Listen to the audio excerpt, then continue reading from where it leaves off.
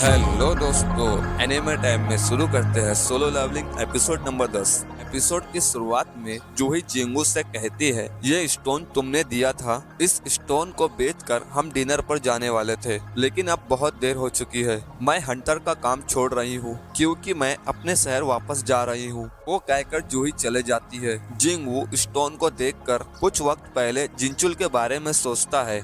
जिंचुल को पता चल जाता है तासिक को जिंगू ने मारा था। जिंचुल कहता है, क्या तुम्हें याद है तुमने और लोगों को मारा है? डोंगसुक के मरने के बाद उसका भाई तुम तक कभी भी पहुंच सकता है। तुम्हारे लिए ये अच्छा होगा ये शहर जल्द ही छोड़कर चले जाओ, क्योंकि एस रैंक वाले हंटर्स बहुत पावरफुल होते हैं और कानून उनके सामने कुछ नहीं है। वो आदमी मॉन्स्टर से कम नहीं है। तुम्हारी जान लेने के लिए वो कुछ भी कर सकता है, तो ऐसी जगह चले जाओ जहाँ एस रैंक वाले हंटर्स कभी पहुँच ना पाए। फिर जिंगू कहता है, अगर मुझे जिंदा रहना है तो पावरफुल बनना होगा। अगली सुबह जिनहो तहखाने में जाने के लिए 6 लोगों को जमा करता है। तहखाने में जाने के लिए 8 लोगों की जरूरत होती है। जिनहो जिंगू से कहता है, मैंने ऐसे लोगों को चुना है जो थोड़ा मजबूर और परेशान है। इनकी पावर जागी तो है, लेकिन सबकी खूबी अभी तक सामने नहीं आई है। जिंगू उस लड़की को देखकर कहता है, ये अभी बहुत छोटी है। वो लड़की आके कहती है, मैं पूरी तरह हंटर बन चुकी हूँ। वो जानता है ये लड़की किसी तहखाने में नहीं गई है क्योंकि इसकी रैंक ई है।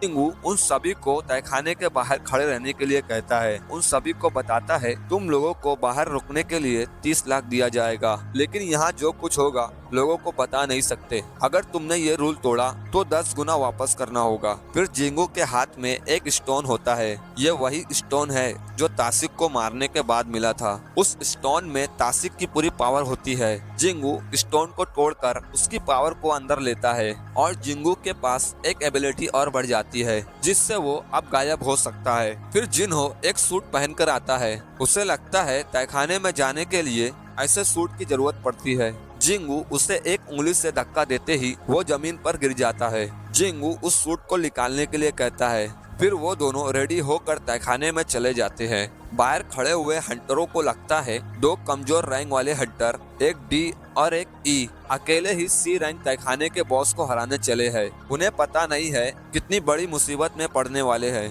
यहाँ स्कूल में जिन्हा किसी का इंतजार कर रही होती है। फिर तहखाने के बाहर सभी हंटर उन दोनों का इंतजार कर रहे होते हैं। उन्हें अंदर गए हुए 1 घंटे से ज्यादा हो चुका है। अगर सारे हंटर तहखाने में जाते हैं तो बाहर निकलने के लिए ज्यादा से ज्यादा 2 घंटा लगता है। तभी तहखाने से दोनों बाहर निकल आते हैं। उन्हें देखकर सभी लोग हैरान हो जाते हैं, क्योंकि वो दोनों सी रैंक तहखाने के बॉस को इतनी जल्दी हरा कैसे दिया। जिंगू कहता है, अगला गेट कहाँ है? वो सभी को बताता है, हमें 3 अलग अलग लोकेशन पर जाना है। अगर तुम्हें और पैसे कमाना है तो जल्दी चलो। फिर जिंगू अगले तहखाने में सभी गोबलिन्स को खत्म करके अगले तहखाने में तेजी से आगे बढ़ रहा था। वो हर तहखाने में बॉस को हराकर अपने लेवल को भी बढ़ाते जाता है। दूसरे तहखाने में जिंगू तासिक की एबिलिटी को यूज करता है। इससे मॉन्स्टरों को आसानी से गायब होकर मार देता है और लेवल बढ़ने से बहुत से अटैक आसानी से कर पाता है। जिंगू एक जगह बैठकर सोचने लग जाता है, लड़ाई के तरीके अब बहुत से आ गए हैं, लेकिन जिंगू उसे ज्यादा देर इस्तेमाल नहीं कर सकता। उसे अपने दिमाग को और तेज करना होगा, क्योंकि उसकी रैंक ए या बी रैंक के बीच में है। इसलिए जिंगू को पता नहीं है वो काल कोठरी का मुकाबला कर भी पाएगा या नहीं। फिर उसका सिस्टम बताता है, जिंगू एक अच्छा प्लेयर बन चुका है। अब उसे एक नई जॉब ढूंढनी होगी। यहाँ व्हाइट टाइगर ऑफिस का दिखाया जाता है। वहाँ के एक मैनेजर को रिपोर्ट में बताया जाता है, कोई सी रैंक तहखाने को लेकर 150 मिलियन खर्चा करना चाहती है और उसका टीम का लीडर है जिन्हो। वो मैनेजर जिंगू का नाम देखकर सोचने लग जाता है। उसे लगता है ये वही है जो पुराने तहखाने से बच निकला था। अगले दिन जिन्हो एक और तहखाने के बॉस को हराकर बाहर निकल आते हैं। जिंगू खामोशी से बाहर आता है। वही लड़की जिंगू को गौर से देखती है। जिंगू उससे पूछता है, आखिर कोई बात है तो बता दो। लड़की कहती है, कुछ बात नहीं है, सब ठीक है। यहाँ वही मैनेजर अपने आदमी को बताता है, जिंगू 3 तहखाने से जिंदा बच निकला था। ऐसा लगता है उसकी पावर दोबारा जाग गई है। अगर ऐसा नहीं है तो डोंगसुक और तासिक इतने पावरफुल तो है जो सी रैंक और डी रैंक तहखाने से आसानी से बाहर निकल आते। फिर वो दोनों तहखाने के गेट के पास पहुंच जाते हैं। उन्हें लगता है यहाँ कोई पिकनिक चल रही है। अभी वो लड़की आकर बताती है, मैं एक हंटर हूँ, आप दोनों अंदर नहीं जा सकते। मैनेजर को अचानक से समझ आता है, जरूर वो दोनों तहखाने के अंदर गए होंगे, शायद ये राज बहुत बड़ा है। वो लड़की को कहते हैं, हम यहाँ गलती से आ गए, हमें माफ करना। फिर जिंगू तहखाने से बाहर आकर जिनहो से कहता है, मुझे कल कहीं जाना है, मैं रेट पर नहीं आऊँगा। जिनहो कहता है, ऐसा है तो 2 दिन गेट को मैं रोक सकता हूँ। वही मैनेजर उन दोनों की बातें सुन रहा होता है। यहाँ चोई एक बुरा सपना देखता है, जो जोजू आइलैंड पर उसके कुछ साथी मारे गए थे। अब वो अपनी मिशन को पूरा करना चाहता है। आज शाम को वही मैनेजर जिंगू से मिलने के लिए आता है। मैनेजर बताता है, हमारी व्हाइट टाइगर गिल्ड सारी बड़ी गिल्ड में से एक है। ऐसे हंटरों को ढूंढ रहे हैं जो कुछ नया कर दिखाने का दम रखते हैं। अगर आप हमारे साथ चलेंगे तो जिनहो से ज्यादा दुगनी रकम देंगे। जिंगू उससे पूछता है, व्हाइट टाइगर गिल्ड की जगह कितने की है? तो सुनकर मैनेजर हैरान होता है। वो बताता है, वैसे वो जगह की कीमत 5000 करोड़ है, क्योंकि जिंगू को जिनहो 3000 करोड़ देता है। जिंगू को लगता है, अगर 5000 करोड़ की जगह मुझे मिल रही है तो ये डील मेरे लिए अच्छी होगी। मैनेजर को लगता है जिनहो जिंगू को रकम कम दे रहा है, इसलिए वो दुगनी रकम देने की बात करता है। लेकिन मैनेजर दुगनी रकम देने की बात करके फंस जाता है।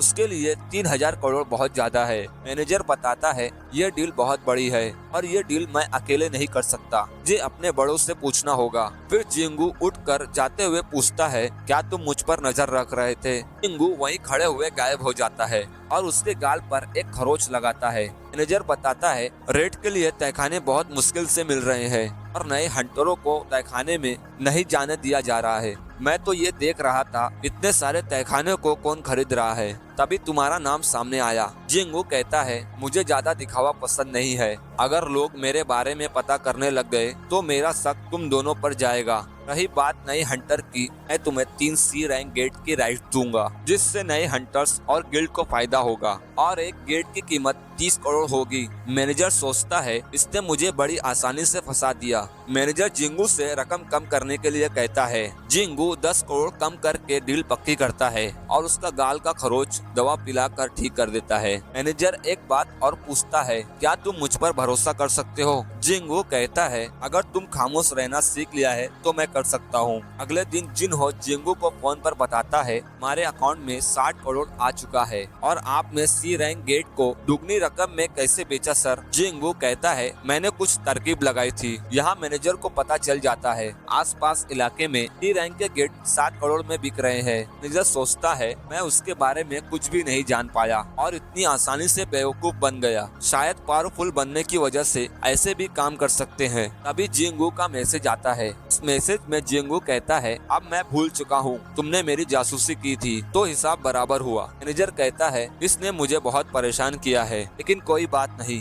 अब मेरे पास उसका कांटेक्ट नंबर आ चुका है। फिर जिंगू एक नई जॉब मिशन के लिए कहीं जा रहा होता है और इसी के साथ ये एपिसोड यहाँ खत्म होता है। जिंगू का नेक्स्ट जॉब मिशन आखिर क्या होने वाला है, तो देखते रहना सोलो लेवलिंग। और चैनल पर नए हो तो सब्सक्राइब करना और लाइक करना। हाँ तो चलो, गुड बाय।